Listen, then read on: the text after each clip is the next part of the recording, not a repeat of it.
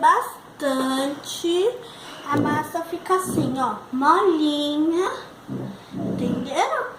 Ai, gente, eu só tô começando a fazer o bolinho e já tá chovendo. Ó, mexe bastante. Até essas bolinhas aqui, ó, que estão aqui, sumir.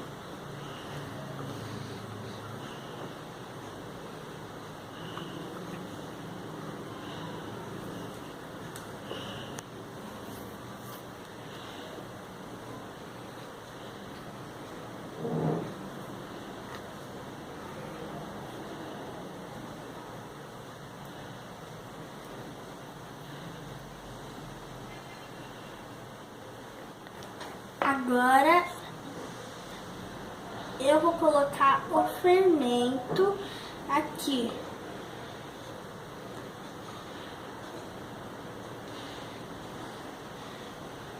Gente, vocês viram o desenho que falou que todo bolinho precisa desse fermento?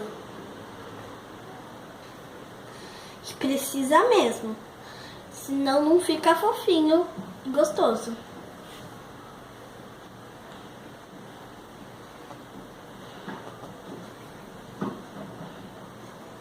Ó, já tá ficando mole.